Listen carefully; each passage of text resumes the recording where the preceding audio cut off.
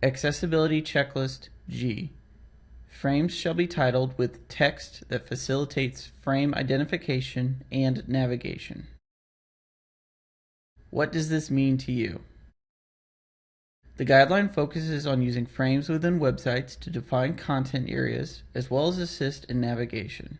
But since frames are most commonly utilized by web designers, we'll focus on good document design, which is beneficial to all course instructors. For those who deal with HTML and web design, we suggest you visit the Faculty Center Accessibility website and utilize the guideline handouts to learn more about proper use of frames in web design and HTML coding best practices. Instructors, this tutorial will only cover a small piece of content, so you should also check out the Faculty Center website for plenty of helpful tutorials, links to lynda.com videos, and other helpful items. In this video, I'll quickly demonstrate the benefits behind creating styles and using consistent content design. As shown in my Guideline G tutorial, I have used styles to create my sections. They each have their own distinct font color, size, and contribute to the table of contents located on the left side of the screen.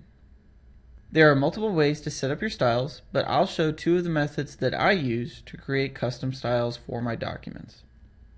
The first way, format your text to look the way you want, then assign the style to the existing option or choice given above.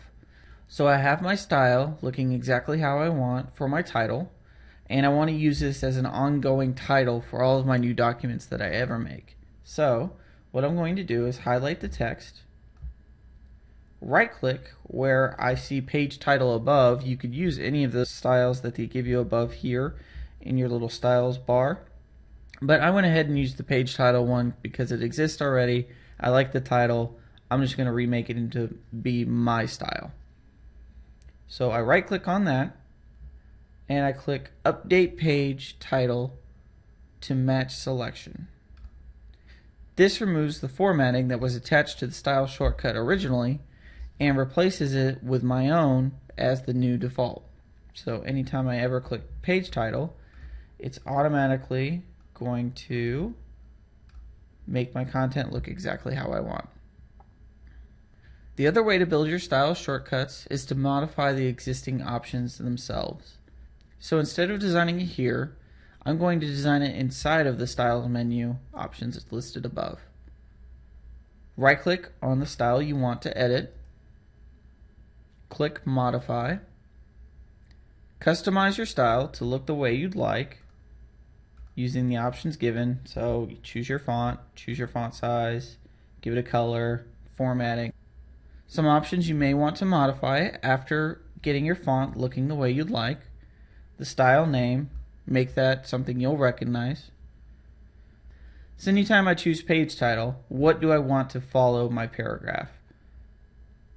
I'll choose normal. So after I use my page title, when I hit enter, it's automatically going to switch over to normal text as being the next line of text that's going to follow it every time. Something else you should pay attention to is this option right here. Do you want to use this only in this document, or do you want all new documents to be based on this template? So do you want this style to be consistently available anytime you ever make a new document? I do this personally. And then click OK. Now you just need to highlight the text you want to edit. Well, let's say I want to do this, for instance, and I'll choose page title, and it makes it look exactly like my page title listed above. Creating and modifying these styles will give your documents you create a standardized professional look, as well as improve your content's accessibility for all users.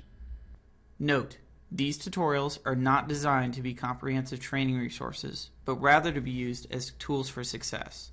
Achieving accessibility is a continuous process of training, learning, and practice. Use these tutorials as quick reminders of the skills you have acquired and to help with applying these guidelines to your course.